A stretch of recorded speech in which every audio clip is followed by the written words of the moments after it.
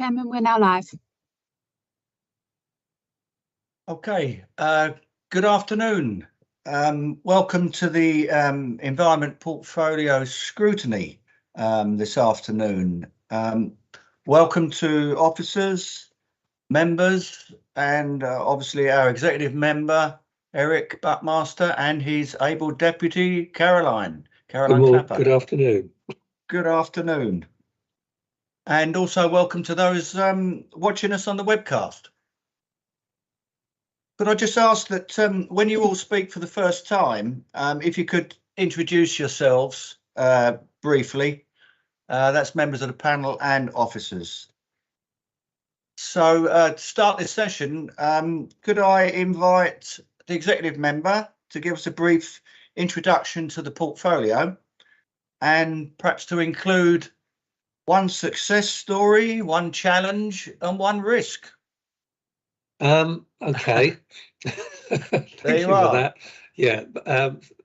Good afternoon. I'm Eric Buckmaster, executive member for the environment, and the portfolio includes Sustainable Hertfordshire, lead local flood authority, waste disposal, minerals and waste planning, countryside and rights of way. Have I forgotten anything? I think that's most of the list on there, but correct me if I've missed anything.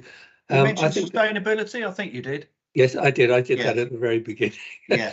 Yeah. I think the success story is the way that we've engaged so far with Sustainable Hertfordshire, because it was going back nearly 3 years when we declared the climate emergency. We've actually galvanised ourselves. We've set up lots of partnerships, and we've actually achieved quite a lot, as we'll probably hear today, through attracting external funding, working with partners. So I think that's a success story. What was the next one, Jeff? The next one was a challenge, and then a possible risk. Yeah, I think the challenges are very much at the moment, as we've seen over the last 3 years with some of the national and international crises. Inflation will be a big challenge and continue to be, as it is this year and previous years. And again, as we'll probably discuss through some of the questions, it's around potential staff shortages, not just in the council, but across various sectors, and attracting those and what we need to do them. And I think one of the things I was reading through the papers again earlier, and it occurs to me that the risks, we have to say there are risks. We don't necessarily want these risks to come into being, but we have to acknowledge that they're there. But they give us many opportunities and really encourage us to work as hard as we can to meet our objectives. Okay, thanks very much, Eric. That's very good. Okay, we'll swiftly move on then to members' questions. We've sort of itemised the sort of key topics, and we've changed the order slightly. So I'm not sure in our key lines of inquiry, but we're going to start with waste management. Sure. And Alistair's going to have a leading question on that. Over to you, Alistair. Thank you, Chairman. And thank you, Eric, for being here. I'm Councillor Alistair Ward-Booth, the member for Bishop Stortford West. At page 211 of the IP, it says that ensuring the continued effective management of the county's waste in conjunction with the Hertfordshire Waste Partnership, working with residents to reduce residual waste and increase recycling is a priority. And I'd just like to ask Eric how you plan on working with residents to reduce waste, given the complexities involved with recycling.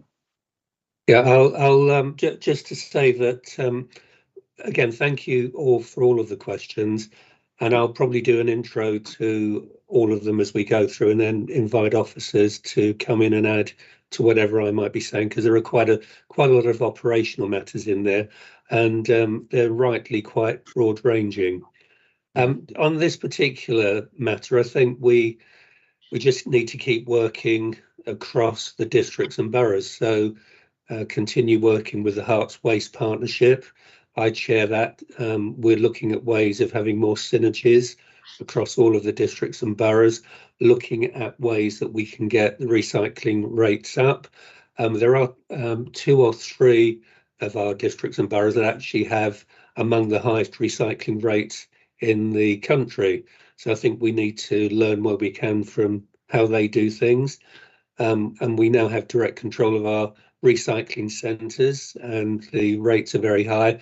And some of the changes we're making around bulking up, and also the introduction in a few of them of reuse centres, really, I think it gets into people's minds that you don't just have to throw everything away.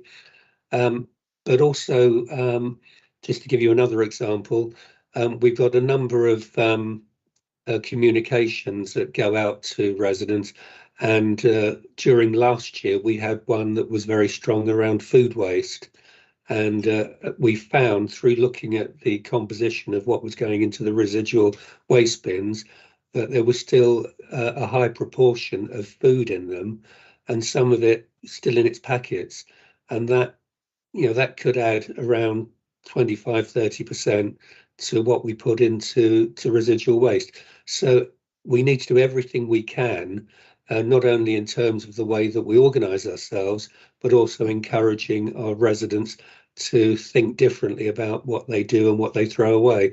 I don't know if we have, is Matt here or Simon want to add anything to what I've just said?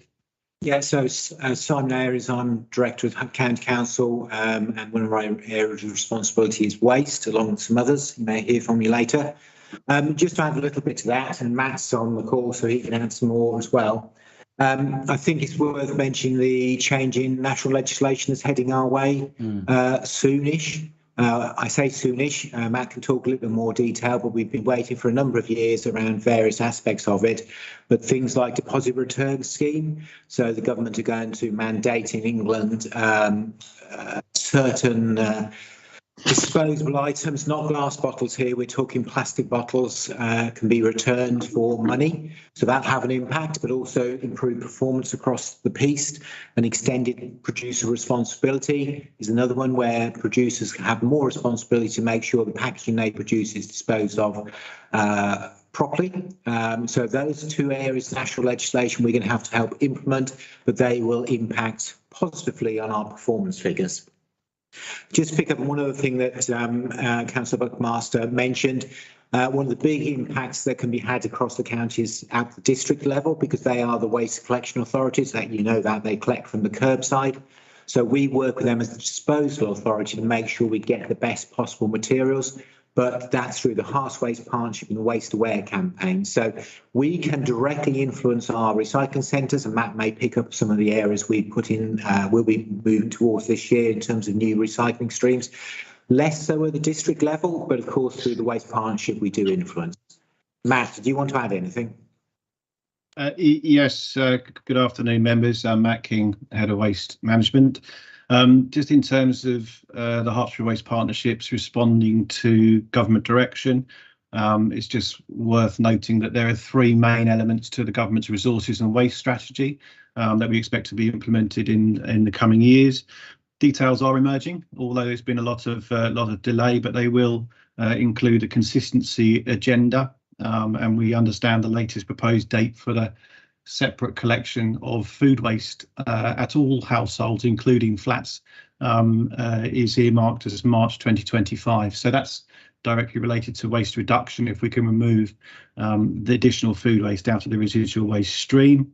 The collection authorities in Hertfordshire already have a comprehensive dry recycling set of arrangements, and so there won't be much more significant change arising from that in terms of material, other than hopefully improved capture rates. The second aspect of the resources and waste strategy to mention is producer responsibility. This is extended and specifically to do with packaging waste. So this will be where funding is received from producers who put the material onto the market. The theory therefore being effectively that producers will design waste out of the system in terms of the products that they are producing in the first place, and there should be funding available for local authorities to manage the from cradle to grave, the collection and disposal of packaging wastes. And Simon's mentioned the deposit return scheme, that those plans are now being put in place. Government responded to inform local authorities last Friday that will be introduced, and it will be an all-in system, so it's not just litter bins on the go arrangements, and it sets out what materials are in scope, effectively drinks, containers, and how that would work through reverse vending machines on different retailers. In terms of recycling centre performance is increasing, albeit marginally. There are some challenges, but performance has been going in the right direction on the recycling centres. We've recently introduced and expanded a mattress recycling trial, put soil recycling on some sites to see if that can work as well. And directly linked to the IP scrutiny, there's funding in the IP for improvements to recycling centres as we continue to hopefully improve the network for residents. I think just to add to that, on the deposit return scheme, I think I'm right in saying the government decided that glass wouldn't come into that. And one of the great successes across the partnership, I think it's over 90% of glass is collected and recycled. So I think it mainly is other types of containers. But also it may encourage people to go litter picking because they can then take them and get the credits for them. Yeah, that's correct. If I come in, it's the PET bottles in terms of plastic, and steel and aluminium drinks cans specifically. Okay, thanks for that. Alistair, do you want anything to add there? Yeah, sort of moving on from recycling, over the last 2 years, there's been an increase in the amount of waste sent to landfill above the national average rate. And so I'd like to ask what measures are being put in place to ensure our commitment of zero waste to landfill by 2030 is kept on track. Well, I think that's going to be covered by some of our contractual arrangements. So Simon or Matt, did you want to cover that? Yeah, so the easy answer is we'll hit, all being well, we will hit zero to landfill in 2024. It is dependent on us building out a shredding building at Waterdale. Now that is in the IP. We've got the money for that, capital money. We've just got planning permission, so it's a matter of just getting it up now and building it. But our new contractual arrangements, which come into force in 2024, mean that all Hertfordshire's residual waste will be going to energy recovery facilities. So we will hit the target, and we will hit it 6 years early. Fantastic, thank you. Yeah, that's very good to hear. Yeah, ambitious target, 24, zero waste. Interesting. And just going back. Yeah. Sorry, it's really that the waste will then be going on to energy recovery facilities. Yeah. So it will then, the default is not to go to landfill. Yeah, and that'll be outside the county, yeah? They will be, yes. We've tried to get them within the county, but have been unable to get approval, as you know, Chairman. Yeah, indeed. And yeah, the deposit return scheme, is that does that come in through legislation, or is that something that Hertfordshire is encouraging districts to adopt? No, that's through the Environment Act, so through legislation.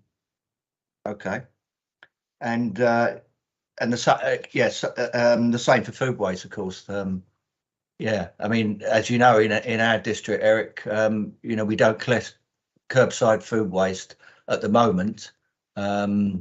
But we'll be waiting for that to come in with legislation that will, force us to have curbside food waste collection. Yeah. So the district you're talking about will be from 2025, but notwithstanding that, the point I made earlier about the composition of what goes into the residual waste, even with a number of our districts and boroughs already doing that and having separate food waste collections, there is still a relatively high proportion of food untouched that goes into the residual bins. So again, that's where we really also need to tackle the behaviour change.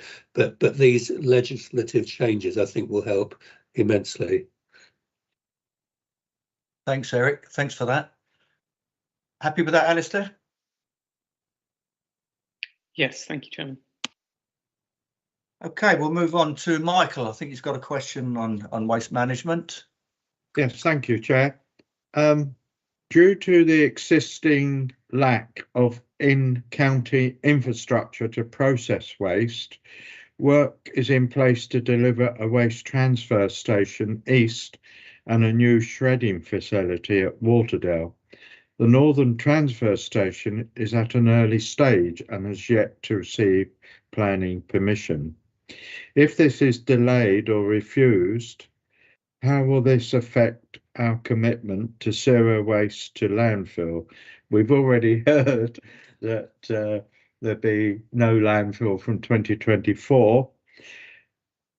But when the planning comes in for the Development Control Committee, the Northern Transfer Station, could it be noted that there should be a condition that none of the lorries delivering to it comes through Baldock but takes our bypass, because I wouldn't be happy without a condition of that. So can you please answer those? Yeah, Michael, it's a good question, but I don't think that's a scrutiny question. I think that's one that you need to save for development management when it comes up. Am I right in saying that, Chairman? Yeah, I think you're probably right. Yeah, nicely sidestepped, Eric. Yeah, yeah. Okay. Well, we can't answer it today, I think is the point. But okay, fine. And in a way, the question around nothing to landfill has been answered in the previous question. But I think there are some important aspects around having the additional transfer stations, shredding facilities, to have them in appropriate places across the district. Sorry, the county, so that they are available to the local districts and boroughs, but also it in a way will reduce our carbon footprint because things are travelling less and we're able to then accommodate them more efficiently. But Simon or Matt, do you want to come in and explain a bit more than I can? I'll let Matt talk about the Northern Transfer Station, where we're at in terms of design, etc. Just to say, though, that the Eastern Transfer Station, we've got planning permission is underway. We know that the shredding building planning permission, and hopefully we'll be starting to build that out soon. Just a bit of a flag, though, we have sort of put in there, I think, in the commentary in one of the papers, that the Northern Transfer Station, because of increasing costs, as Councillor Buckmaster mentioned right at the beginning here, we're having to move some of our capital money around. And although we're keeping our fingers crossed, we will still be able to deliver the Northern Transfer Station. It's a long way off, and Matt can come back to that in terms of planning. But it is one of the lower priorities. We need to get some of the activity down Waterdale sorted out first.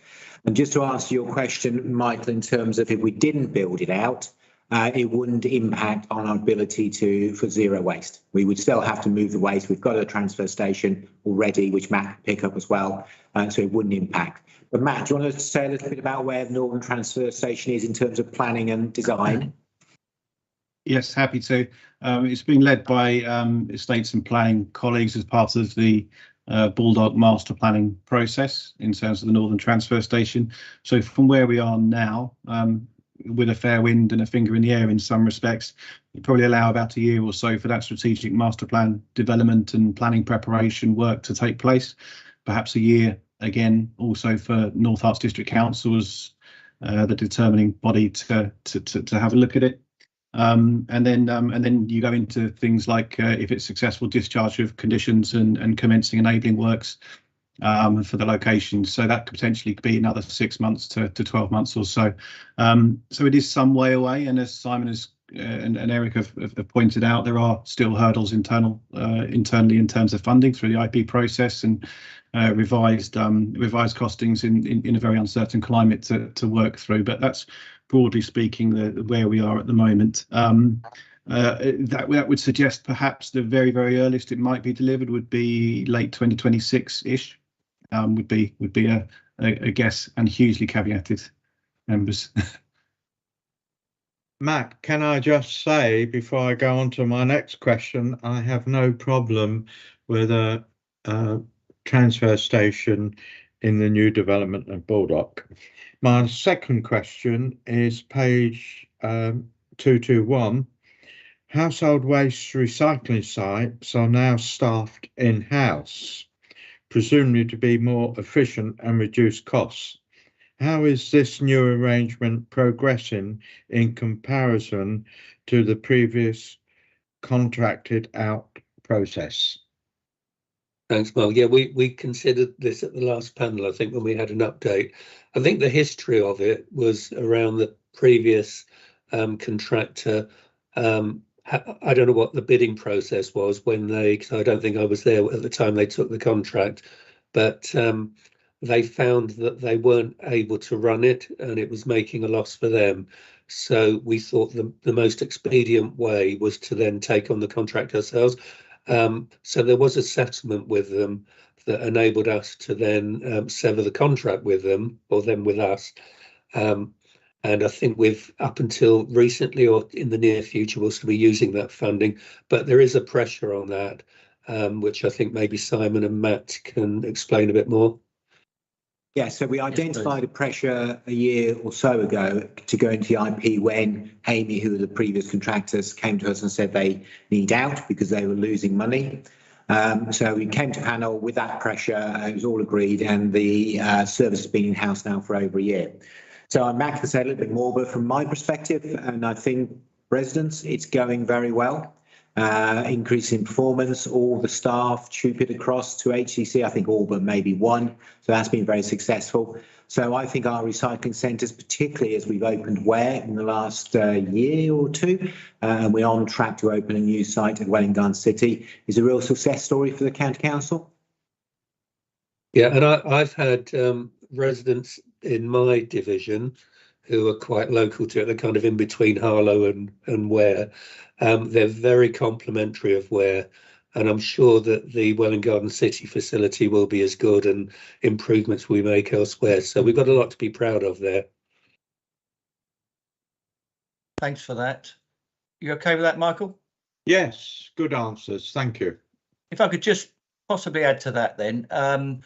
So, I mean, taking the staff in house, and I mean, obviously the plan is for better efficiency and reducing costs. Is it too early to say, are we on target for savings? Because obviously that was the idea, to save costs and improve efficiency.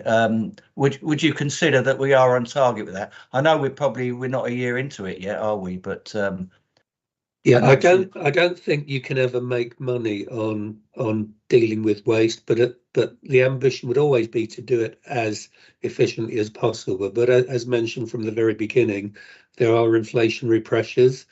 Yeah. Again, I'll take comments from Simon and Matt, but it's very difficult in this current climate to save money, but maybe spend less than we could otherwise. Yeah, I was referring mainly to financial savings, with the in-house system with staff. So I think as opposed to the contracted out service. So I think just to be clear, when we bought the service in-house, we never attached any savings targets to it. In fact, complete opposite. We put the pressure in the IP because we knew it would cost us more money to run it. So we haven't really been, we didn't start from the point of saying we've got to deliver X amount of savings. However, as Councillor Buckmaster said, always looking for efficiencies, and we continue to do that. We're likely to be coming to panel in the next month with some ideas about that. So I won't say any more because the report's not been published. But watch this space, and we'll be bringing some papers to panel around what we can do to be more efficient. Yeah. But Matt, just to complete that, it might be useful to circulate afterwards. We produced some information for panel a while ago. Matt did. It's confidential, so he won't be able to say much. But an issue about where we get income from the recycling centres. A lot of people think we make money. We don't. We do on some materials, but most of them we pay. Matt, generally, do you want to just say anything about that without getting into commercial sensitivities? Yes, and I'm always happy to circulate that information in confidence to members if that would be appreciated. Yeah, so effectively, if you think of the recycling centres, they separate around about 30 different streams of materials, and if you exclude the general waste, the residual waste, all of the other materials are effectively a commodity, so they either have a gate fee for it to be paid, or they might have an income. So materials like paper, cardboard, etc., textiles, car batteries, can generate an income, and that may be an income after the cost of collection are included, or maybe not. And other things like wood waste or green waste are quite a significant cost in terms of the volumes that we manage. If you look at the overall, all of those materials put together, there's effectively a small net cost for managing those materials. And then if you include the haulage of those materials, it does get to a more significant number. Again, in relation to this IP scrutiny session, there's a pressure that's been referenced. That's directly in relation to haulage contracts. So it's not lost on any of us that wage demands for drivers or the cost of fuel have increased. And so that's reflected in this IP as a pressure. And as Simon's outlined, there are proposals and proposed mitigations that we can do, precisely because members have control of that service, they can suggest changes to policy. The legislation pertaining to the provision of these sites is quite broad. And so there are a number of different policies in place across the country that can impact on either demand management or the cost efficiency of such services. Yeah, Matt just referred to the haulage contract, and I think one of the difficulties at the moment is around the inflationary pressures and going out to tender and then seeing what comes back. And what came back the first time we went out to tender was not what we particularly wanted. So we were, if we're able to say this, Matt, that we then re-tendered, changed the scope of the contract, and it's still a significant pressure over what it used to be, but it's less than it could have been. So, the team are always looking at ways of mitigating any pressures that there are. Okay, thank you very much for that, Eric. I think we've used up our allocated time for waste management. Just quickly, just in case any members have got anything further that they want to hone in on out of those responses.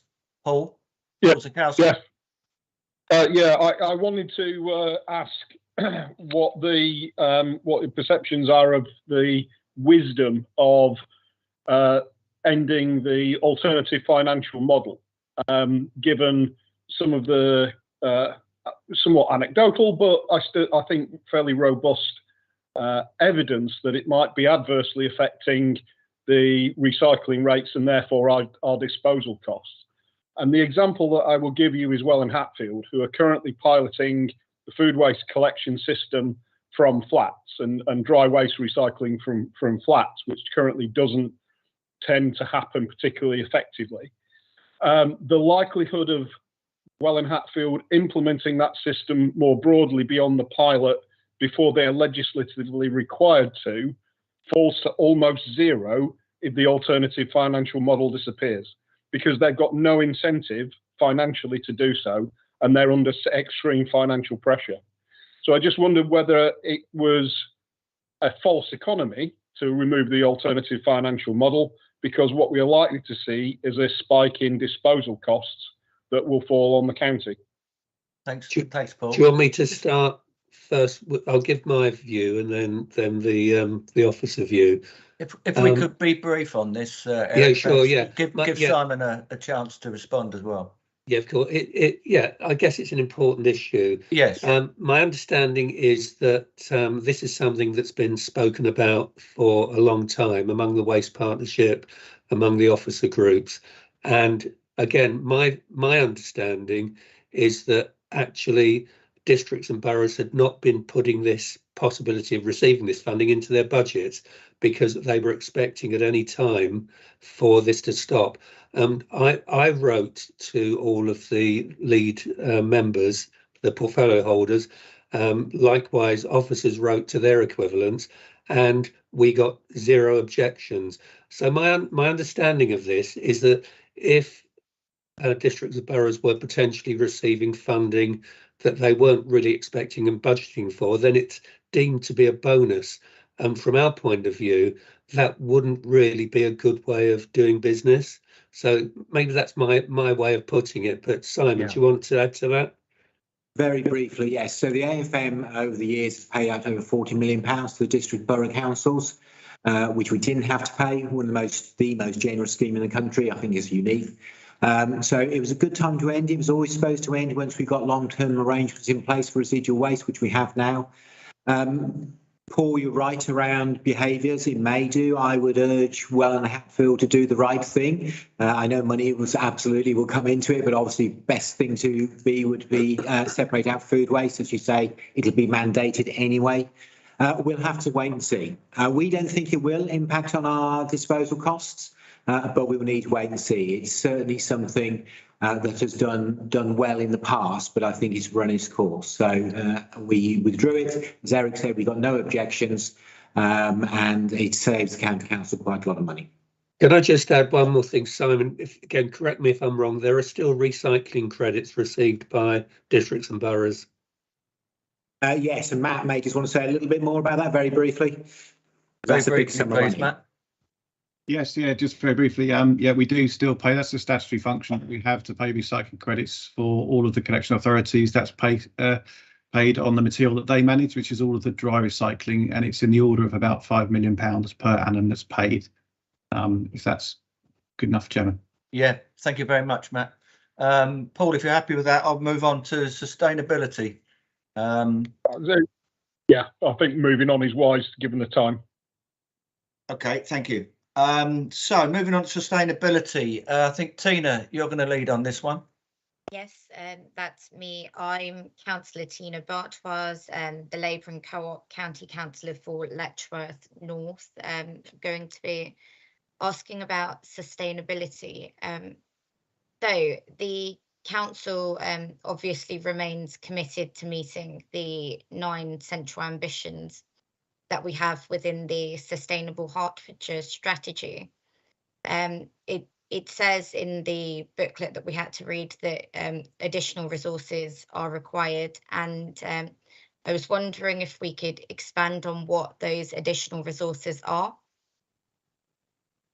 Okay, can we bring Lynn in for that one, please, Chairman? Okay, no problem. Good afternoon, all. Lynn. Thank you. Good afternoon, all. Good afternoon, I'm the Director of Environmental Sustainability. I report to Patsy, and I also report to Eric as Chair of Environment Panel.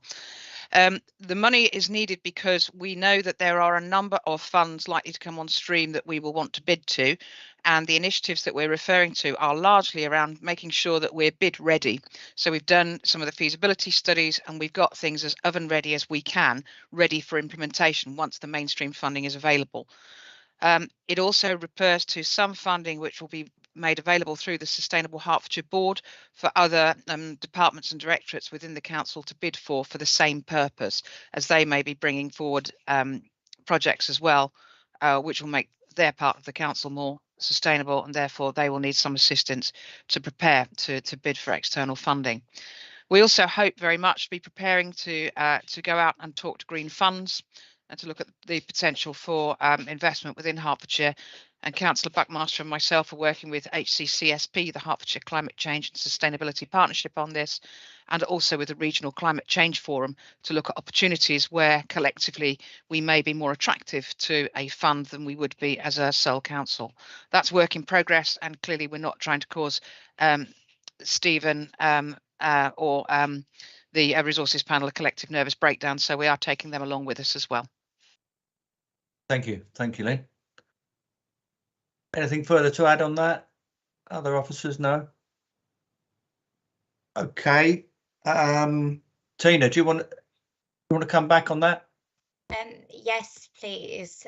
One of the things that I've been bringing up time and time again over the last year and a half is that there are a number of objectives that are in the red, and it seems that there are ambitions that are set that we potentially won't be able to fund, and I just want to know why we're doing that. Shall I start on that? When you talk Please do. about the ambitions, Tina, are they those that are within the county council's remit itself, or are they those that might be across county through our partners? Was there anything particular you were thinking of there? There are. It's both. It's both. Yeah. Okay, well, I think we all had an early view of what could be coming to panel soon in terms of the sort of realigning and updating of the 9 objectives. And, you know, we're very much looking towards what we can do within the council. And I think moving towards the cleaner air one, I think is an objective we can get to. And I think some of the changes in society and technology will help us do that as well, and through changes we'll make within the council. You know, work we're doing on our own estate in terms of sustainability, biodiversity, net gain, and improving nature, and the work with, as you probably all know, we've done quite a lot of work in terms of decarbonisation across various buildings and in some of the schools. With one of our success stories is actually the amount of funding we've had from government. I think it was in total around 24 million to decarbonise our buildings. We've got a whole array of solar panels, for example, on our building at County Hall. But one of the challenges, if you look further afield, one of the really big challenges is around the maintained schools. And I think we had at one of the panels, the education panel, where it was highlighted that it could be several £100 million to tackle that. So, you know, that will need some kind of government support over a period of time to do that, applications for funding. But they have also had plans drawn up, energy saving plans for things that can be done over a period of time, and things that can be done under repairs and maintenance. So there will be things that can be introduced when things need to be changed. So we can do that kind of thing, but it's a big challenge in the same way as transport's a big challenge and the existing housing stock is a big challenge. So these are things that are not just issues for this county council, but I think every council across the country. Thanks, Eric. I think Paul DeCourt wanted to drill down a bit more on this, didn't he? Paul, do you want to come in on that? Yes, thank you. I'm Paul DeCourt, County Councillor for Harpenden North East. Tina's already got into some of this, but it's a bit more of the detail I just want to pick up on. So there's reference in the document to rising maintenance costs of the public right-of-way and general need for additional resources to deliver the ambitions. But on page 210, you refer to a significant additional investment in 3 areas. The third one is the Sustainable Hertfordshire Strategy Action Plan. It's £125,000. So my question is are you confident that £125,000 will meet those additional pressures that you refer to and allow you to achieve those ambitions? Okay, is Simon or who's going to answer that one? I'll help you there, Eric, if you like, on the okay. general side.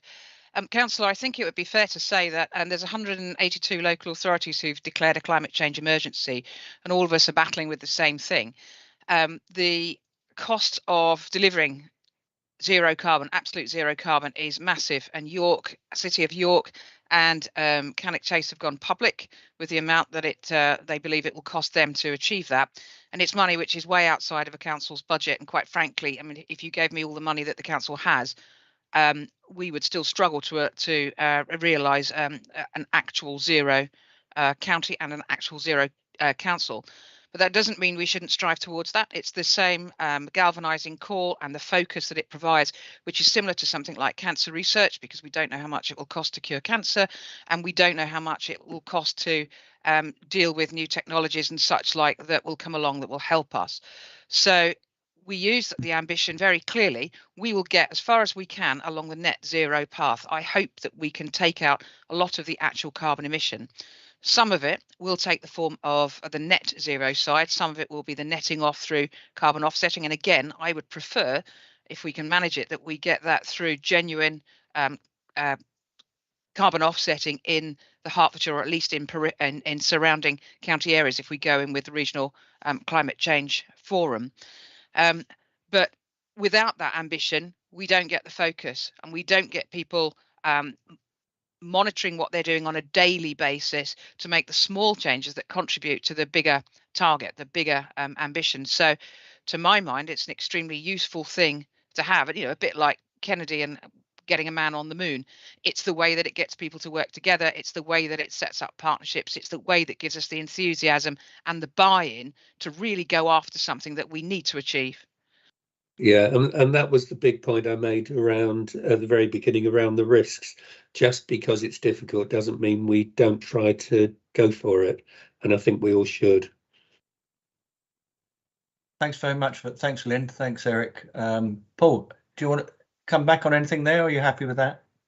Yeah, I just a little bit. It's a little bit more into the detail. I mean, certainly I wasn't suggesting that we ditch any or all of those ambitions, and I think your point, Lynn's, very well made about giving us a focus. But I guess possibly my perspective would pick up on that idea of focus. I mean, are you confident within the limitations that you absolutely have got in terms of the funding streams that might become available to you, that that 125,000 is prioritised on the things that you can have the greatest impact on?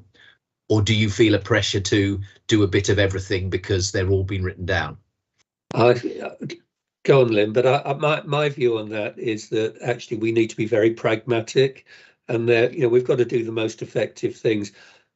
Maybe doing a bit of everything just for the sake of it, that's in a way that's just for show in a way. So we need to do what's important and that gets the best return, I think. I mean, I'm unusually lucky in that the budget has, by the time I arrived, the budget has quadrupled in 4 years. So, the council has put some serious money behind this, which I think is extremely useful for me coming in the last year. We're very much looking at where we can get the most bang for our bucks. And that, to be honest with you, is not so much now in the production of strategies and such like. It's in the actual doing, getting us ready to go.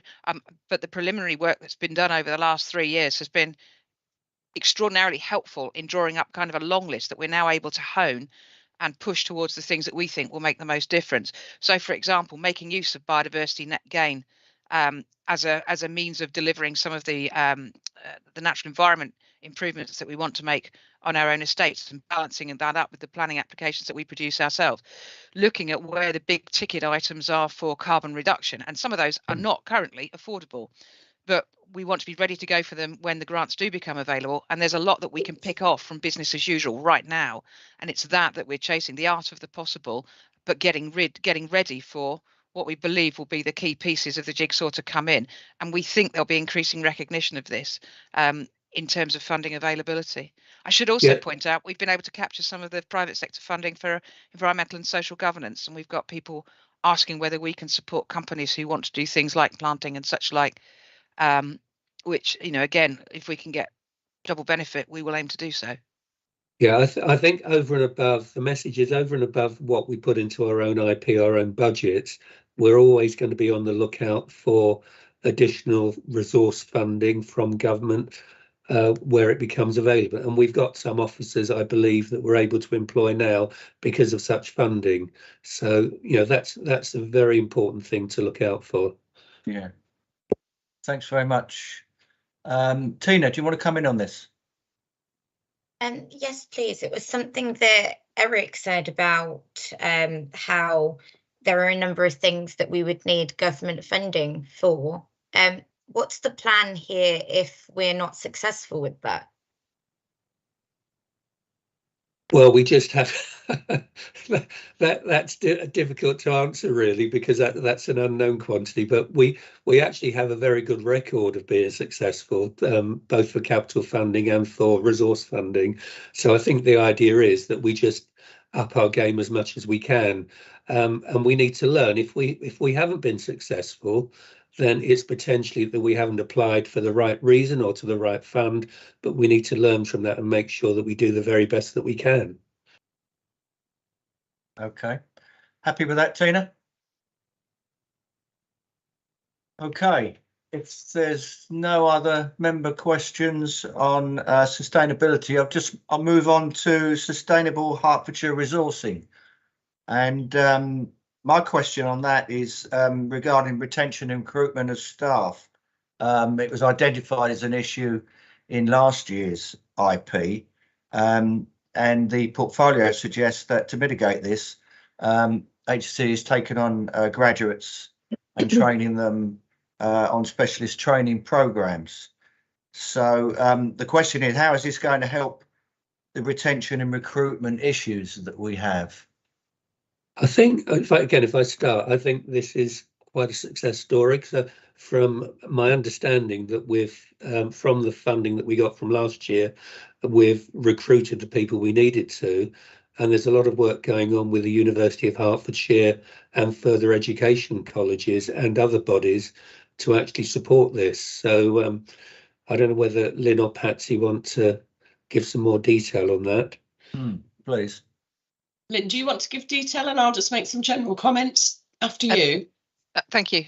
Yes, I'm delighted to say that the Sustainable Hertfordshire team is now fully resourced with officers that we are very pleased with.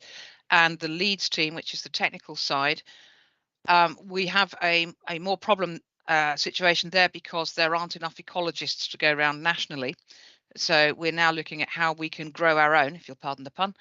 And we are working with Oakland College and with the University of Hertfordshire and others to see what sort of training course we can put together so that we can train people with at least a background in ecology and natural sciences and turn them into the types of officers that we need, particularly for planning advice where we support the districts, but also for our own use in advice on our own estate and such like. So progress being made on that. It's a national problem and it's one which government is aware of, and we can't grow them overnight, but we're making progress.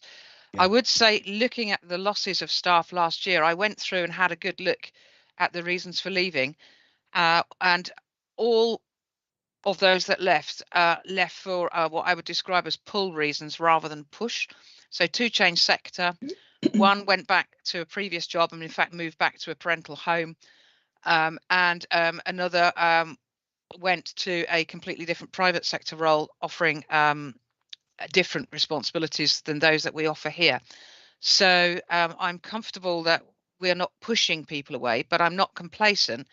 And we've set in, I think, a very good program of active events where we take people out to learn outside, cross-learning from each other. And there's now a social program, and there is a regular team meetings as well, together and remotely. So we're doing what I think is necessary to replace the glue that maybe existed before COVID. And we're being very, I think, thorough in the way that we're addressing that to make sure that we keep people happy, because frankly we ask people to work very hard and we ask them to work on things that are quite difficult. So we need to do our bit back in making it a good place to work, and I think we do. Thank you. Patsy, did you want to add to that? I don't think I can. Sorry, Patsy Dell, Exec Director for Sustainable Growth. I think Lynn's painted the picture really well there. I'm grateful for the work that Lynn and Julie are doing, supported by Eric, to try and tackle this recruitment and retention issues across a range of different solutions. Yeah, it was. I was just going to say, to add to it, that it was in the news recently, wasn't it, that after COVID, apparently 600,000 people have left the workforce nationally, and of course, you know, it would be really good to attract. People don't lose their skills, and it would be really good to attract some of those back. And again, not just an issue for us, but it's nationwide and sector-wide. Thank you. Yeah, I mean, one of the issue is that you know, we give them excellent training, and then the retention issue is a problem. They then move on to private sector or whatever, and retention, I think, is key, isn't it? I think by the sound of it, you know, the training process is going really well, but retention is key. Making the council as attractive a place as possible to work, and a welcoming place, and somewhere you want to go to. Yeah, very true. Anybody else? Paul Zakowski, did you want to come in on this with resourcing? I should have introduced myself earlier, shouldn't I?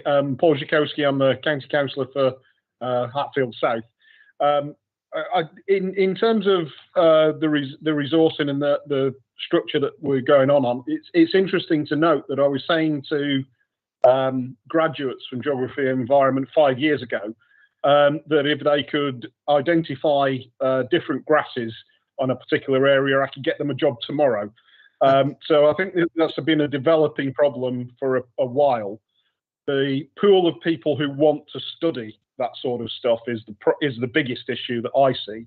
There just aren't the people going into studying ecology and studying environment at university. So I think the council's likely to struggle with that for a little while. But one of the things that I think we need to look at again, and I think we need to look at in the context of flooding officers as well, is the pay scales that we're paying people. Because if the private sector can pay them, 50% more than we can at the same level that they're at in their career, they are going to leave. I mean, it's just a natural, Yeah. Who would say you would have to give somebody an awful lot of additional benefits to offset a 50% increase in their salary, wouldn't you? So I do think it's something that eventually local government across the board is going to have to look at. And I think Hertfordshire are just in the same place as everyone else. Yeah. Yeah, I think Eric touched on it, saying, it's got to be an attractive workplace, somewhere where not just the financial aspect, but, a really nice place to work. And good progression opportunities. Yeah, I totally agree. And I mean, one of the things that local government has always been very attractive for is, decent pension. That is one of the workplace attractions to working in local government. But as I say, if the salary differential between the private sector and public sector is so big that people will just leave. So it is something I think we need to look at. Yeah. Agree. Lynn, do you want to come back on that? If I may, and I recognise the leakage of trained staff to other private sector partners, if you like. One of the things we're also looking at is whether we can work with the private sector for training, in the knowledge that there are some skills that ecologists and such like pick up in the private sector that we can't give them, and equally there are skills and knowledge that they pick up in the public sector that would be useful to them in the private sector. So we are having an afternoon with ecologists or ecology firms working in Hertfordshire coming up, which we're inviting local companies to. This is one of the discussions we're going to have alongside the local nature recovery strategy and biodiversity net gain and what's coming down the pipe, so that we're all singing hopefully from the same hymn sheet. But this is one of the discussions we want to have, what partnerships might be possible, and is it possible that maybe we do train people up, but in return we get senior staff from their side to help with that training, so we don't have to pay for it. So that's one of the things that we're exploring. Yeah, thanks, Lynn. That's very good point. That members, anybody else want to come in on this particular topic, or I'll move on. Okay, we'll move on to where are we going next? Rights of way, and leading on that is Colette. Thank you, Chairman. Hello, Eric. Hello. I found some of the previous discussion overlaps slightly, but it's very interesting. Going on to my particular key line of inquiry, which is a key risk in the IP, is that there might be an inability to protect and maintain and improve the rights of way network, which is vital for encouraging active travel and recreation, and it's all part of one of our corporate goals to create healthy and fulfilling lives for our residents. So within that, you've got crossovers which are actually captured very, very nicely within your portfolio, which is the health walks opportunities and encouraging volunteering And really, I wanted to know to what extent we will be trying to adhere to our responsibility to foster the improvements to the rights of way. So what plans do we have to achieve growth with that in that area?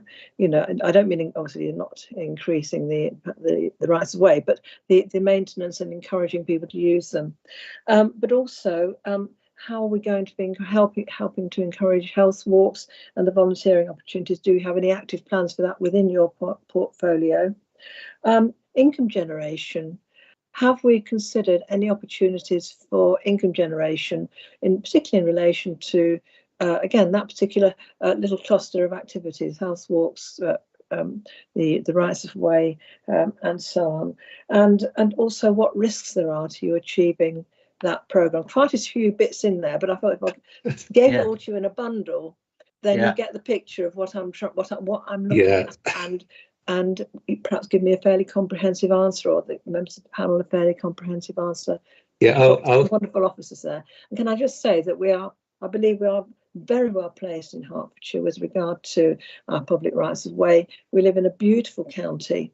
I mean, I live on the edge of Atteridge Forest, on the edge of the area of outstanding natural beauty, and we really do need to celebrate that. And I think we've been very successful so far, and the opportunities are endless, and I want to see us exploiting them. So over to you, Eric. Yeah, that's fantastic. I'm actually, there's a lot in there, so I'll do my best to start, and then the officers can help me out.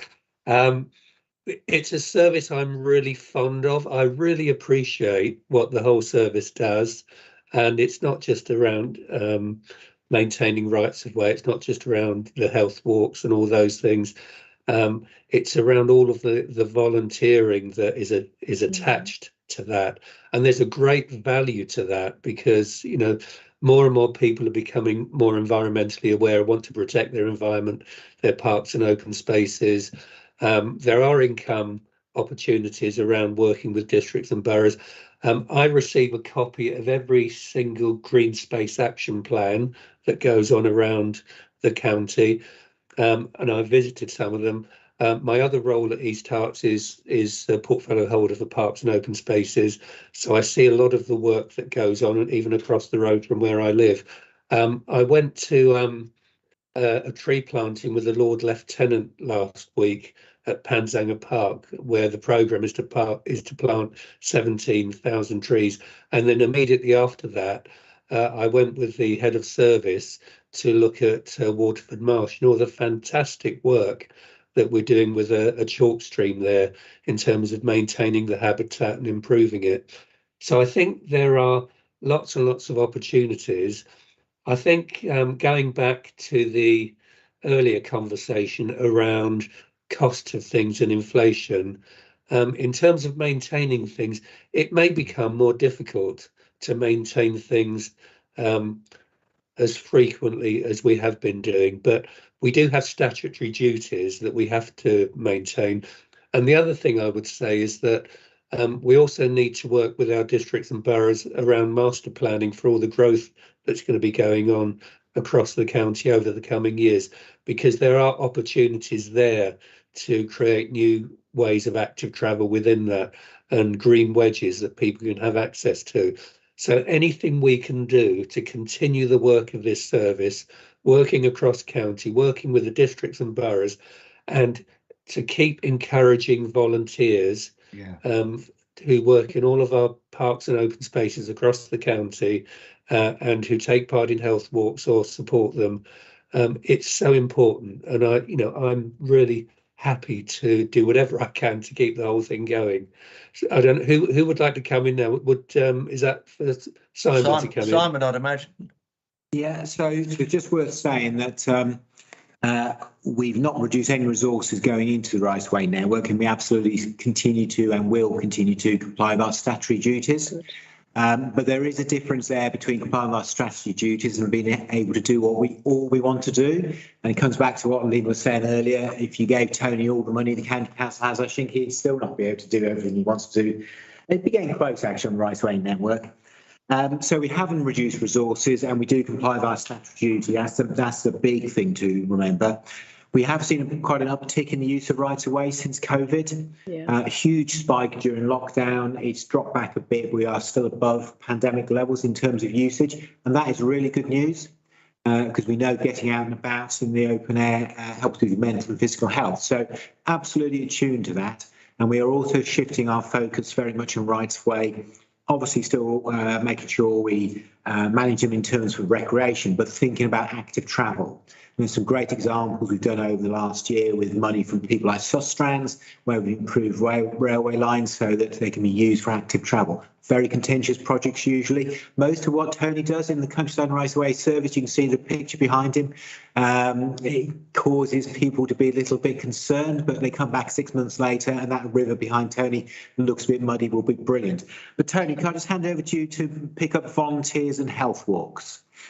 Sure, Simon. And I'll just Colette first. Thank you very much. Brilliant question, and thank you for your positive comments about the health walks and the volunteering activity and our land management activities. Also, I think it's worth stating, just from a context perspective, that the public rights of way network, so our footpaths, bridleways, and byways, extend to 3,200 kilometres in length within Hertfordshire. And to give that a little more context, I believe we have about 5,000 kilometres of roads within the county. All of the public rights of way are maintained by a team of my staff. There are 5 officers plus 2 agency areas. So of my officers, each one is responsible for approximately 600 kilometres of rights of way, and the maintenance budget provides approximately 4p per linear metre. In addition to that, we also have a capital budget, which is approximately 8p per metre. And so that gives you a bit of context. Simon's absolutely right. The kind of pressures that we've heard about affecting waste management, and you will also be aware of if you're associated with or interested in highways, are also impacting the rights of way network. When we're undertaking surfacing work, we use a variety of recycled and virgin minerals, and the costs of these and their transportation to site with the fuel crisis is increasing. And as Simon points out, we're also getting a significant amount of interest in the public rights of way network. The uptick in use in lockdown 1 after COVID was assumed at a national level to be about 4 times average use, and likewise subsequently approximately 2 times average use. Simon's absolutely right around the volunteering. We are seeing equally an uptick in interest in volunteering, and we probably accommodate about 1/3 of our volunteering activity on the rights of way network. So in addition to securing external funding to improve the network for active travel, we also engage a significant amount of our volunteering activity to the repair of bridges, construction of steps, installation of some of the signage on the network. And approximately 1/3 of our practical volunteering activity is targeted in that way. We are seeing also an increase in development in Hertfordshire, and in particular, an increase in the scale and complexity of the developments coming forwards. And these are impacting us. We don't have a dedicated resource for addressing planning applications from a rights of way perspective. This is all done through the existing staff, and particularly through engagement with Highways DM team. And through them, we are occasionally successful in recruiting Section 106 monies, and also DFT monies through partners such as Sustrans, which we're able to invest in the rights of way network to improve it, particularly where it's of bridleway status, not just for walking, but also for cycling and horse riding, particularly for cycling as a form of active, active travel. Colette, you kindly mentioned the health walks, and just to tie those into the network, we do lead a range of walks, probably I think at the moment about 45 to 50 per week across Hertfordshire, led by our trained volunteers, and these often use the public rights of way network as a means to sort of for people to get out into the wider environment and reap the physical and mental health benefits that being outdoors and taking physical activity can bring to them. Okay, hopefully that's a little bit more meat on the bone for your discussions. Thank I you, do have Tan. a supplementary, if I may, Jeff. And Yeah, carry on, Colette. Have we set any targets? So, for example, about the number of people we can attract into the health walks, or the number of people coming forward to volunteer. Are we, apart from the fact that we are offering a very attractive product, what can we do to incentivize people to come forward in, either to do the walks, do the volunteering, because it all adds to the fabric of the county's life and helps fulfil that the corporate goal of healthy and fulfilling lives for our residents. So I just wondered what we were actively doing to try and achieve that. Chairman, would you like me to pick that up? Yes, please. Thank you. So if I pick up on the volunteering first, we have targets which we report within the key performance indicators, and we also report on our volunteering numbers. Inevitably, Colette, we saw a considerable reduction in our volunteering activity with COVID-19, but we are actually back up to a profile which we think will lead us to about 60,000 hours worth of volunteering this year, which is on target, and actually is back to where we were pre-COVID. Remarkably, since COVID, we've been seeing between 20 and 30 new volunteers offering their services online to us through our website per month. Wow. And this has been exceedingly challenging for the team. It's quite a small team, and we've addressed this working in conjunction with our fab colleagues in the Sustainable Hertfordshire team, and are now able to recruit a new member. Well, have just recruited a new member of staff. We're very simplistic about the naming of our volunteer groups. Our midweek groups are called the Tuesday group, the Wednesday group, and the Thursday group. You will have spotted that there are numerous other days in the week, and so we are planning a further midweek group. We will be supporting a couple of new friends groups active on Hertfordshire County Council owned sites managed for nature conservation. And we will also, within that programme of work, be able to offer ad hoc targeted activity out on sites on other people's land where we are improving nature as opportunities for local residents to take one-off opportunities to improve their local environment. You also asked me about health walks. The health walks is funded entirely by our public health department, and we work in partnership with that team.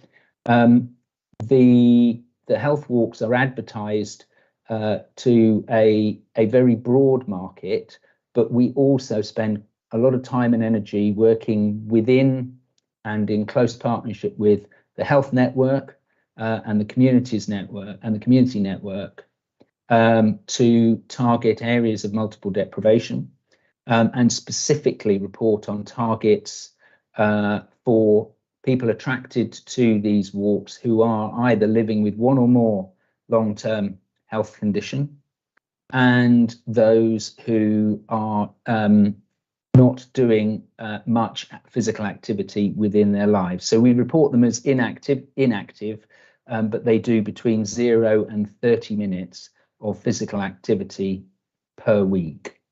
We attract approximately 100 new walkers per quarter into our Health Walks programme, sometimes more, and we tend approximately 30 to 35% of those tend to be living with one or more health condition, and of the people we attract who report themselves to be inactive as defined, we attract between 10 and 20% of that new population every quarter.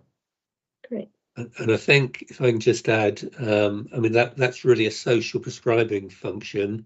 Tony mentioned public health, and we do have healthy hubs. They may be slightly different across each district and borough, but that's a way of picking up people who maybe live in a way that their health can be improved through joining a health walk.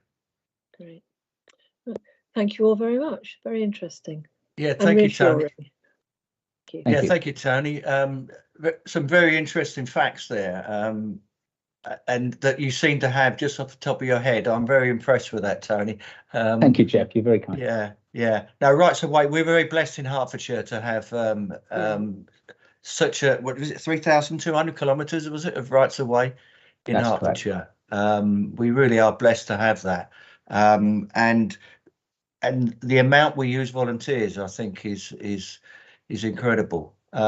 Just as an aside, I actually, and I'd encourage other members to use their locality budget. I've contributed my locality budget to, if you like, an unexpected maintenance problem on the rights of way in my division, and that's helped to get that work done probably a bit more speedily than it would have done. You know, a badger set, for instance, you know, that can cause quite a bit of subsidence, etc. So I'd encourage members to consider using their locality budget and rights of way. I'm sure probably a lot of them do already, but yeah, that was my point. Paul Zakowski, you want to come back on that? I didn't want to come back on that specific one. I was going to raise a question that relates to rights of way and its intersection with highways networks, because we, as officers and everyone has said, we're trying to encourage modal shift away from car usage. We're trying to get people to be healthier in their lives and so on. To do that, we need a network that allows them to utilise rights of way and highways appropriately.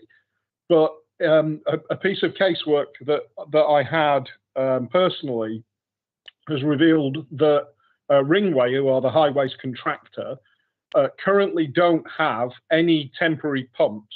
So the subway floods, for example, a subway that is a right of way under a highway, in this particular instance, if that subway floods, there is no facility to temporarily pump it dry whilst the permanent pump is fixed. And I just wondered whether we're the joined upness of our sustainability strategy, our approach to management of rights of way, and our maintenance of highways isn't as good as it perhaps could be. And I was just wondering if you could have some comment about really whether there is work ongoing to ensure that kind of interconnectedness between the networks is better structured, so that we can ensure rights of way stay accessible to the public. Yeah, good question. Who wants to come back on that? Tony? I can dip in. Sorry, Tony, I can dip in there quickly if you like. I think it's we're crossing into sort of another portfolio here, but what I would say is that overlaps, in overlaps. What I would say though is that we in Rights of Way work very well with our highways colleagues. absolutely crucial for us to keep those good relationships, and we absolutely have them. Yes, there can be things that fall between the stools occasionally, but we quickly pick them back up again. So the relationship's pretty good, I think. Specific examples of I can't talk a specific example of pumps and underpasses, I'm afraid. But in terms of the work we do on the right-of-way network, absolutely work hand in glove with our highways colleagues. Largely as well, Paul, because of the active travel and the need for that connectivity. So, you drop off a right-of-way onto a cycle route, etc., etc. So from our perspective, all quite positive. Thank you. Should I just to add to that? Yeah, Tony, if you could. We work closely with highways colleagues, and they fund the equivalency of a full-time officer within the Crow team. We don't have an identified officer, but we provide the range of skill sets to highways around that we have on projects that they're interested in, particularly around the active travel area. But also our land management team have advised them on some of the more detailed considerations around the alternative verge management work, and also doing some very specific interpretation work for some of the major projects, which will bring to local people's awareness information about the way that biodiversity has been managed around some of the new major project work in Hertfordshire. So we're certainly integrating where we can. We have good relationships with our colleagues in highways, and I've mentioned public health, but also we have regular meetings with colleagues in sustainable Hertfordshire, and also with our property colleagues around biodiversity net gain opportunities associated with some of the smaller developments that Hertfordshire is taking forwards itself. Thank you very much for that. I'm going to move on, if that's okay with you, Paul. Yeah, I mean, I was just, I think the answer there just has assisted me. I appreciate the direct question about pump availability is one for highways, but given that the impacts of a subway closure are typically on rights of way, it does seem pertinent to sort of investigate that relationship and ensure that it's working properly. It's useful to have your insight into that. I'll on that particular issue, I'll discuss it with the operations manager at our next one-to-one and see if there's some engagement that we can have around that, Paul. Thank you very much. Thank you. Okay, yeah, we're pretty much on track. Moving on now to climate change. And that's Paul, again, that's a question for you there. Indeed, yes. So with climate change is a key pressure and a challenge for everyone, as well as just Hertfordshire County Council, of course. There are lots of different components to it. One of my first question really is what other impacts are of climate change, such as increasing temperatures through the year, the effect on biodiversity, and the changes that we're likely to see in that. What other issues are being looked at in detail?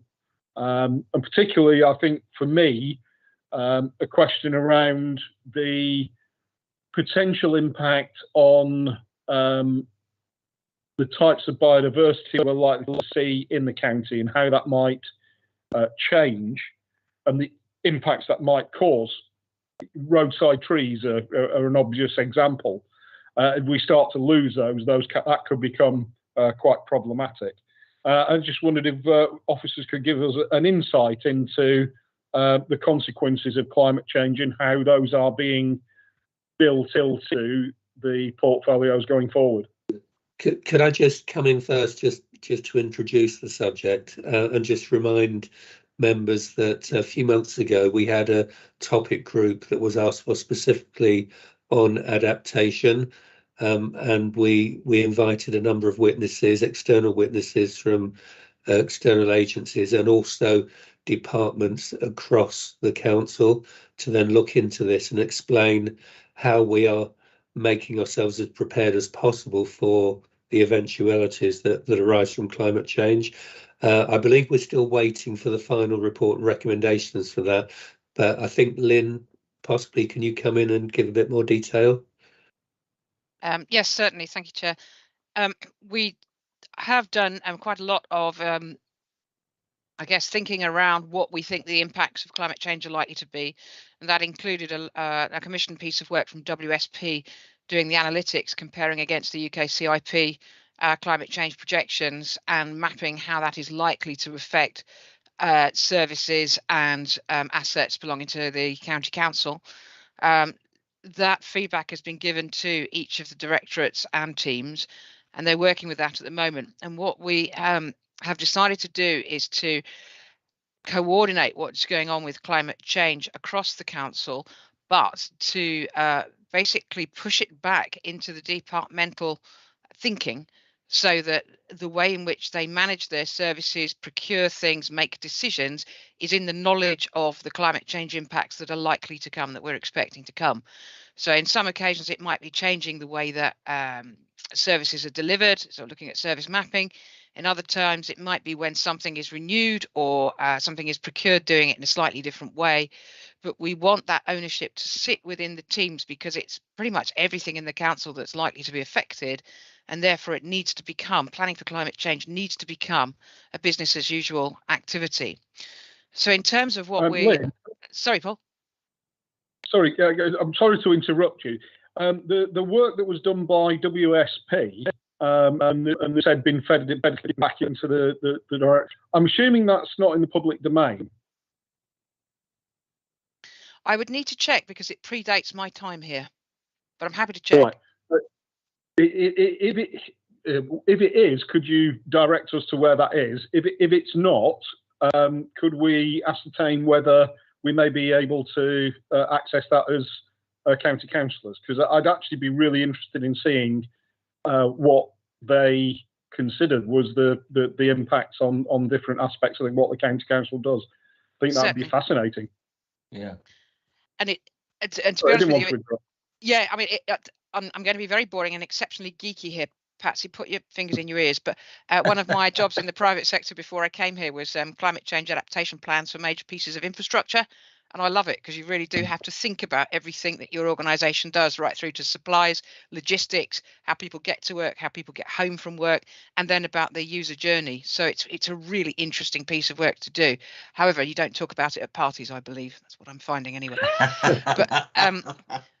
But in terms of what we do, so we are looking to integrate climate change preparedness into the business continuity plans, so that we've got business as usual approach that looks at how we design our services, how we procure and run our assets, and what we do for our people and for our customers. But we also want the business continuity plans for this to become a recognised risk, so that it's reported on properly, and climate change preparedness is actually in the reporting structure of the council. So we're looking at this at the moment, but we will be making a recommendation shortly once we receive the paper from the climate change scrutiny panel, which I will say now was an extremely useful experience for me as an officer, being challenged in questions and looking, we think we have everything there, but is it reported into one place? Not at the moment. Will it be? Yes. So thank you to those members who came along, because it was an extremely useful process. We're also looking at the council's procurement and how we factor in climate change risk. And I'm very aware that HM Treasury have just issued some guidance to make sure that climate change risks are properly evaluated, and that climate resilience is factored into decision making and budgeting for that decision making, because it's not something we can stop. At this point, it is something that we will have to find a way of accommodating, and making ourselves resilient to it means that we can live with it to a certain degree. Obviously, we want to prevent, as far as we can, anything going above 1.5 degrees, but there is a certain amount which is inevitable, and we really do need to be ready for that. One point I would say where I think there's an example of very good practice was the heat wave in the summer, and public health working together with highways, working together with a large number of other teams, including schools, elderly persons, etc., did a cracking job on really anticipating what was likely to happen and planning for it. So there was 625 excess deaths reported on one day last year in the UK due to the heat wave, they believe. And that's going to get worse as we get longer heat waves, because the problem is not the day, it's the fact that you never get any respite at night. And when it starts to go on over a certain number of days, the body can't cope. So, you know, thinking about how we handle longer heat waves, thinking about how we handle longer periods of very heavy rain when we don't want it in big quantities and not when we do want it, it has to be planned in, because it's going to happen, and it's a key part of what we do as a council, I think. Thanks very much for that, Lynn. I'm conscious of time. We've only got 6 minutes left, Paul. If you're very quick. It was the final sort of question in the climate change key lines of inquiry. In terms of the adaptation, are you reasonably confident that it's been at this point, because obviously the further we go along, the more expensive this is likely to get. At the minute, are you confident that this has been appropriately accounted for next year, but for the of the budget? At this stage, I can only answer for my own service, and I think yes, we are doing all the things that we need to do. I think next year will be a question of making sure that all the business continuity plans and all the climate change preparedness plans are up to date, and that those costings are understood. So we don't yet know what the figures are, but I'm comfortable that the processes are right, and next year we should have a very good idea. I think maybe the aim is to make it as much as possible business as usual, so that we are ready. And if that's done across the organisation, that would be a great help.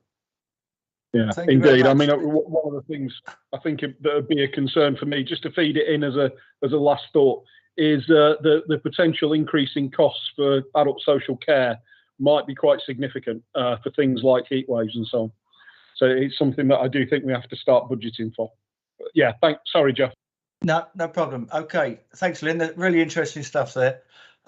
So just moving on, we've got about 5 minutes, I'm afraid, just on flood risk now. So very briefly, Michael, your question and the response on flood risk. You're muted, Michael. Yes, I'm Michael Muir, County Councillor for Baldock and a little bit of Letchworth. My question comes out of page 212, ongoing recruitment and retention issues across all services, in particular flood risk management.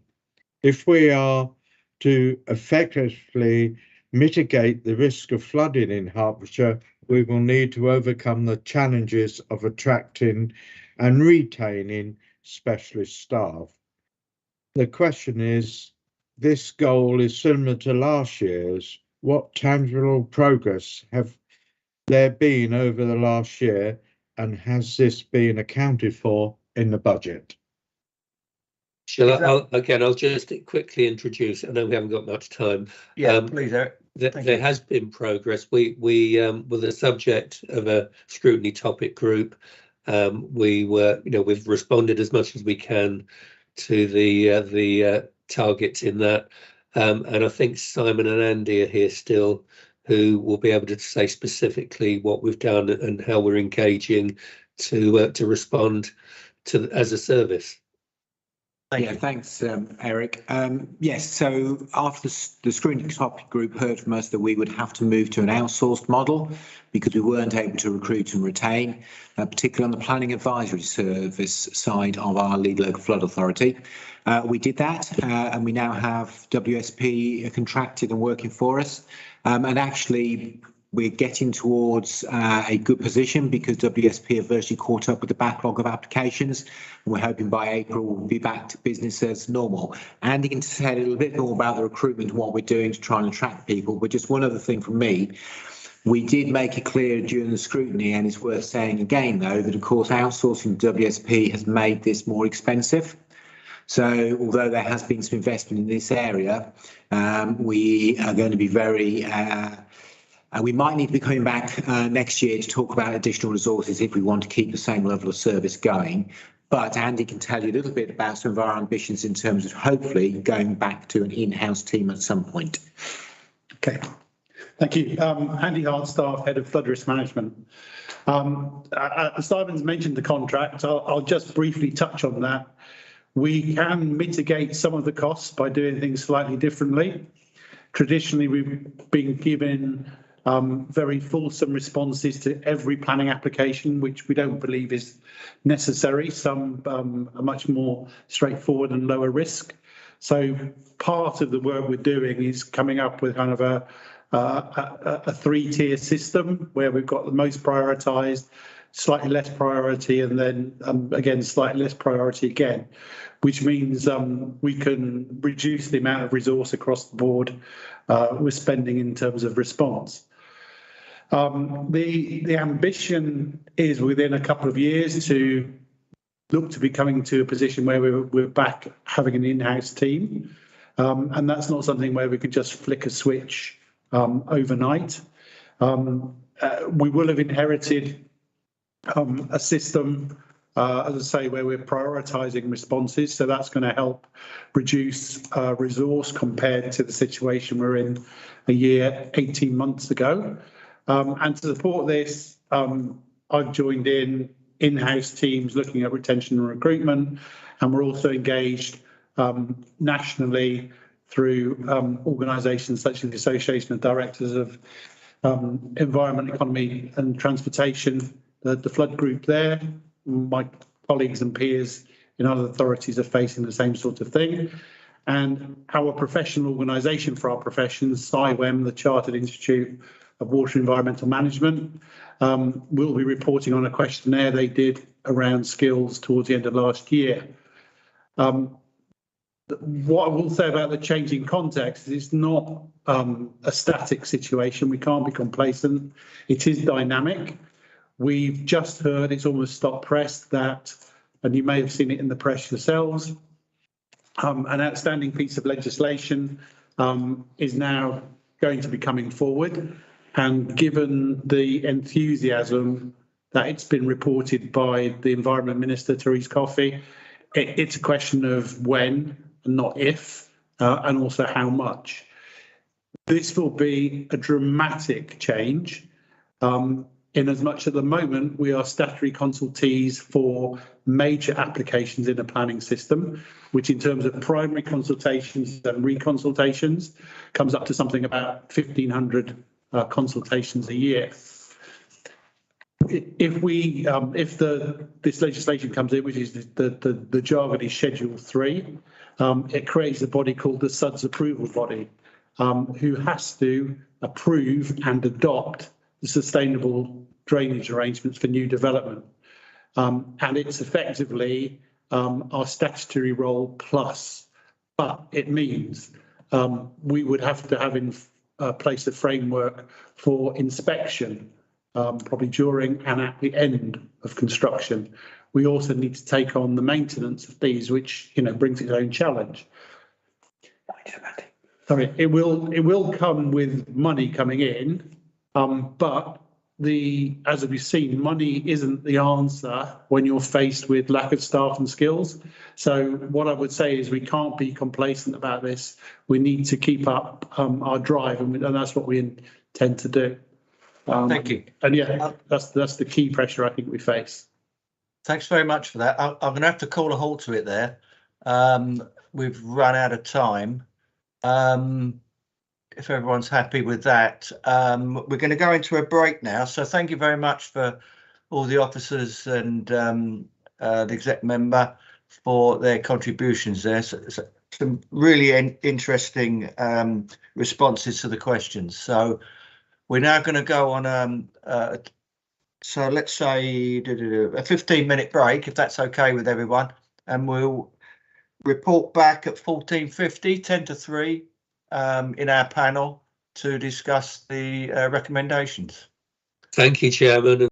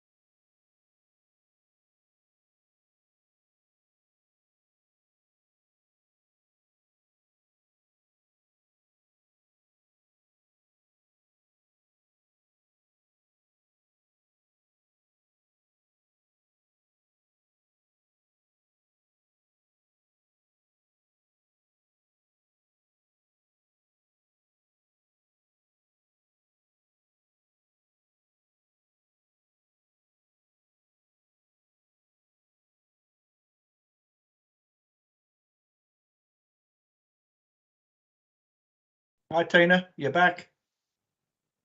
Hello, yes, I am. Good, good, good. Chairman, we're now live. Okay. Just waiting for members to come back in the room.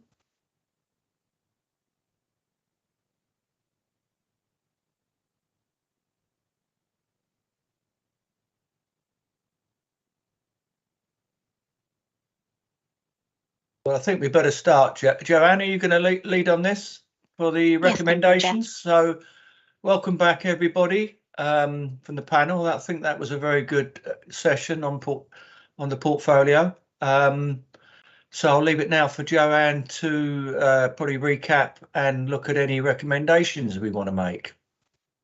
Thank you. So just to recap on this session this afternoon, we heard about the resources and waste strategy, where details are emerging regarding the consistency agenda, deposit return scheme and producer responsibility, all of which will have a positive impact on our waste levels, but will also put pressure on services to deliver these certain policies. We've heard some really success stories in this portfolio. One of them being the 2Ping over of the recycling centres and bringing them in-house, particularly the Ware Recycling Centre. We do expect to hit our zero waste to landfill target by 2024. This is 6 years earlier. However, this is dependent on the construction of a shredding facility for our transfer stations. Another success has been the decarbonisation of the HCC estate across our schools and also offices. But this is to be caveated that the cost of zero carbon is extensive and is outside of the council's budget. So we will try and realise this as much as possible and try and get down that zero carbon pathway, but it is not possible to complete it fully just due to the cost. Some identified pressures are the haulage contrasts for waste due to the increase in fuel prices and also the reduction in drivers. Another identified pressure is around Leeds not being able to recruit or finding it difficult to recruit ecologists due to the shortage across the nation. So looking really to start training ecologists and staff within the Leeds team. Moving on to the recommendations, we have potential 3 identified recommendations. The first one being to ensure project teams are bid ready. So to do those feasibility studies and to have identified suitable projects ready for any funding that's made available and to apply for those. The second recommendation is to work with the private sector to develop partnerships in order to build future expertise or access to that expertise, for example, ecologists. And then the third recommendation to include climate resilience into our business continuity plans and business as usual, and to factor factor climate resilience into the council's budget. And then finally, just an action would be to produce a confidential bulletin for members on the commercial sensitivities of our house and waste recycling centres. Thank you. Thank you, Joanne. I had a job to get that all written down, but I don't know if you have you got those recommendations written down that you might better want to share on the screen for members. I can pop them in the chat, but we also will be circulating these later after the evidence gathering session. Okay. Yeah. Okay. Well, if we want to start on that, the recommendations, I suppose. The first one. Do you want to run through that one again? Sure, the project teams are bid ready, I think that was. Yes. And this is to ensure that we can maximise funding opportunities and obtain these bids by being bid ready. Okay. Members, any comments? Any comments on that? No. Sounds a very sensible recommendation. Yeah. But it puts us on the front foot. Well, one hope it would put us on the front foot. Yep. I'd be a little surprised if we weren't there already. I mean, it feels to me like something that we would almost expect our officers to be able to do, and they do seem to be quite effectively doing it.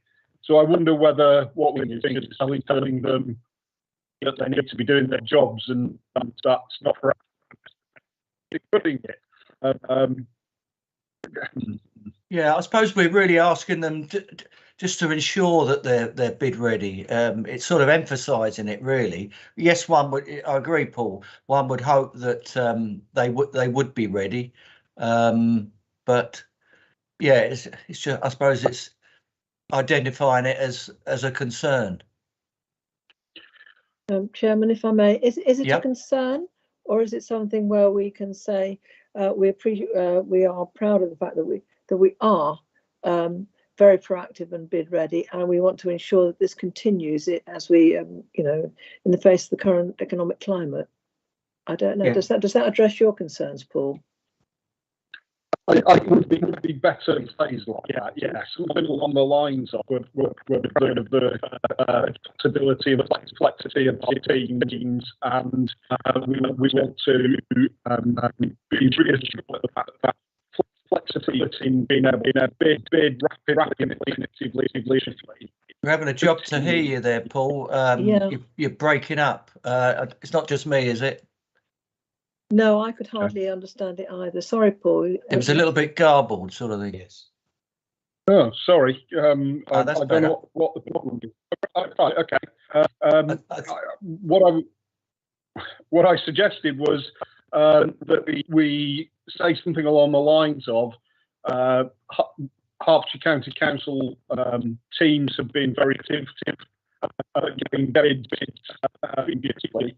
We want to ensure that continues to be effective, efficient, and adaptable in terms of being able to do bids in the I'm time frame. really sorry. Yeah, Really we're losing sorry, you you're again, breaking Paul. up. I wonder if Michael Muir and Paul de Court, could you turn off your mics? That might help the sound. I'm so sorry, Paul, but I do want to listen to what you're saying, but it was just almost just as bad. Started off good. What I'll do, I'll get us all to turn off our mics except Paul and see how that works. Yeah.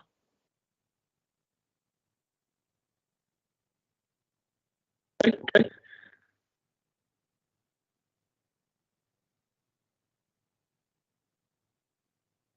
Are you able to hear me now? Yeah, if you carry on, Paul, we'll hopefully hear you. I'll turn off my mic. Try again. So please, the council has a good record of effective, efficient, and rapid bids in the business. We want to continue.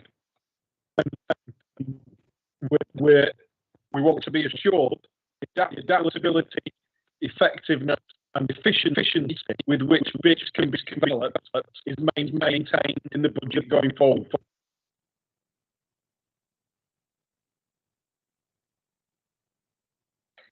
Yeah, I think we've got that, Paul. Joanne, are you okay with that? Yes, I'm happy with that recommendation. Okay. So you'll reword that, Joanne, will you? Yes, and as mentioned, I'll circulate after this IP session. Right, okay. Any other comments from members? Are we all happy with that now? Okay, well, if we could move on to the second one then, Joanna. Yep, so this was to work with the private sector to develop partnerships in order to future build expertise or access that expertise. For example, this is relating to the shortage of ecologists. Yeah. I mean, should it highlight just ecologists? I suppose you're just using that as an example. Is there any other shortages we could mention there? There's a vast shortages. I mean, it's all within, I think, the planning realm. So Yeah. it might be better to just expand it to, a wider base of planning and planner specialisms. Yeah. Because we've got problems with flood management, SUDS that was outlined at the end of the same as well. And that's more profound as physical costs. The ecologists are becoming challenging. general planners. You're right. You know, I think we've all, you know, those of us with involved with district council planning, you know, we all know there's a shortage across the district and well, in fact, nationally, with recruiting plan. Well, retaining planners, I think that's probably the biggest issue. You know, that again, they go off into the private sector. Absolutely, yeah, and I think having a recommendation that perhaps uses the exemplars of ecology and flooding, yes, as areas there with a particular pressure at the minute, but you know, a wider overall base might be wise. Yeah, I agree. Any further comments, members, on that second question? Paul de Court? Yeah, I just think building on what we've said about examples, we might need something for this idea of what partnerships we're going to build with the private sector, because we are fundamentally in competition with them, and that is led us into this issue. Yes. And we have to be very careful that we don't form a partnership which involves ourselves working to train up staff and find that at the end of it, the private sector gets all the benefit of that. I know that's not easy. I know we referred to colleges as well. I wouldn't say they're in the private sector, but if we have an example of something we're doing even somewhere else in the county organisation, which we feel, well, that's worked well, or from another council, then I think we ought to pick up on it. Yeah. Is that okay, Joanna? Could that be Yep, added to the yeah, if we can add that to the recommendation too, that would be good. Yep. Any further comments before I move on to the final recommendation? No, I think we're okay to move forward to 3. And the final one is in relation to climate resilience. So to include climate resilience into the business continuity plans, and also business as usual, and to factor in climate change resilience into the council's budget. And council's budget, yeah. Can we get the word integral into that, which implies that it's part of the fabric of what we do. Yeah. Not just an add-on. Yeah. Perhaps. Yeah, I think that'd be useful to put in, Joanna. Okay. We can fit that in. Jeff, yes, could I ask whether any members have any other things they would like to add to the 3 already given by Joanna? There might be a 4th or 5th. I was going to suggest that once we'd finalise those 3 and see if anybody had. Well, if you're happy with that, we'll move on to that then. You know, any other recommendations you consider that came out of the portfolio that you think we should highlight?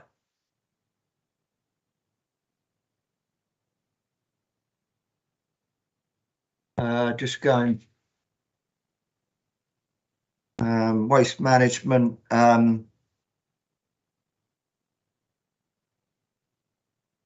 Waste management was quite key, wasn't it? I suppose we haven't got a specific recommendation that came out of that I can think of. I think I'd largely concur, Jeff. I think you know, the question I raised about the alternative financial model is one that I guess we just have to see how that develops. Yes. And the statistics on waste disposal will give us an indication as to whether the direction we're going is the right one or not, I suppose. Yeah. But you know, I think well, personally, I think it's somewhat of a risk to rely on the district's good graces to deliver improved recycling, but you know, Yeah. Maybe I'm wrong in that. The concern I had was their target now, bringing forward the zero waste to landfill to 24, 6 years earlier. I mean, that's well, one hell of a challenge. I mean, brilliant if they can do it. But I suppose there's leeway if they don't bring it into 24. If it comes in 25, it's still way ahead of 30. It's still a success, isn't it? Yeah.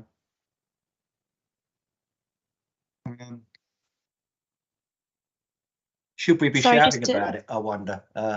You know, 24. Is it a bit too ambitious? Well, I don't think so. I mean, the zero waste to landfill, basically, the officers have been through the hoops in the last couple of years, renegotiating the contracts with the waste disposal companies. And those contracts are set to start in 2024, and it's those contracts that specify zero waste to landfill. Yeah. So I think the officers have done the right thing in terms of getting the contracts to say that. Yeah. It's not unreasonable for those contracts to be delivered, because I'm assuming that if they do have to go to landfill, then there will be penalty contractors in that. Yeah, there will be penalties, won't there? I'm sure. Yeah. So I think it's a reasonable thing to expect to happen. So yeah, I don't think we should pull strings on that particular one. Yeah, yeah. I think that there could be a press release out from the county about that good news. I think that will go down well with our residents, that no landfill after 2024. Yeah, it would go down extremely well, I think. As long as they can deliver. Otherwise, it then comes a bit embarrassing. Hi, Jeff. Just to jump in there, we have just 3 minutes left, because after this we have another portfolio. So just want to make sure, was there a recommendation there for waste? Well,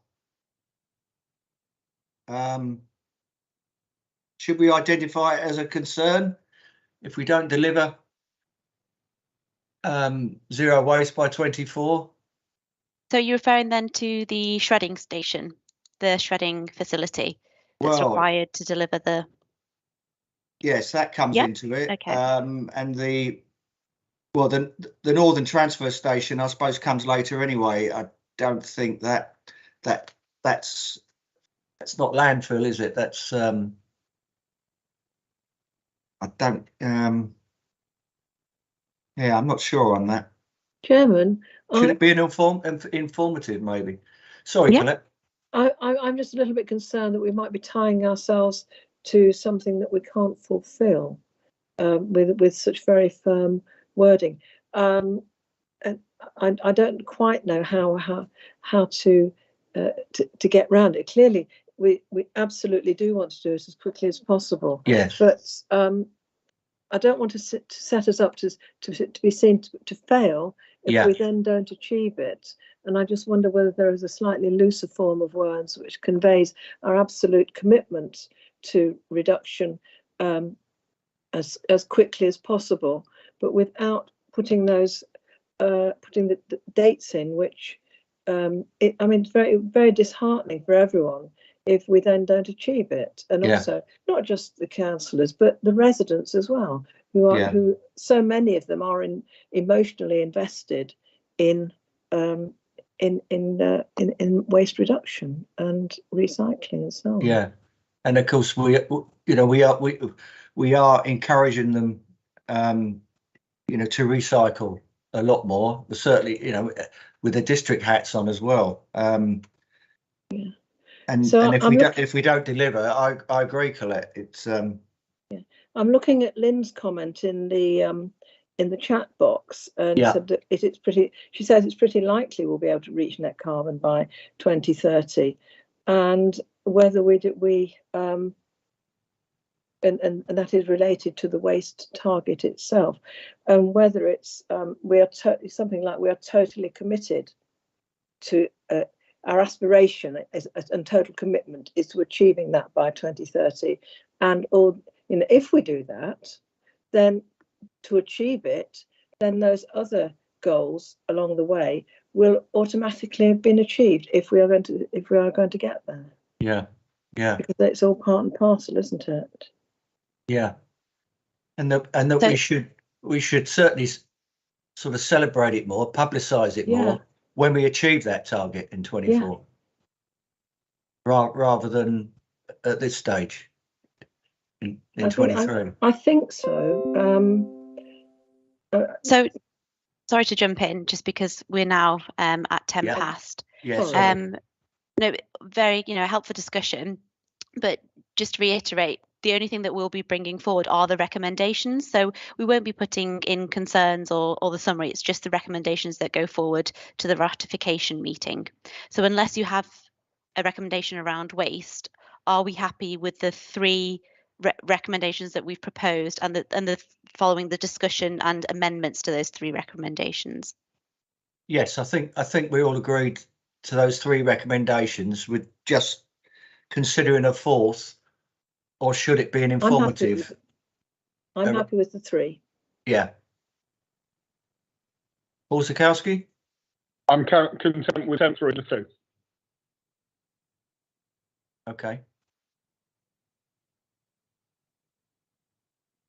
Right, we'll go with the 3 then. Brilliant. Thanks ever so much for the discussion, and I'll be circulating with those recommendations with you by close of play today. Thank you. Bye. Okay, thanks members. Really do appreciate your input today. I think it was very, very useful. So yeah, we can, if you've got any comments when the recommendations are published, that will be circulated, obviously please come back ASAP. Yeah. Okay. Thank you very much, Jeff. Well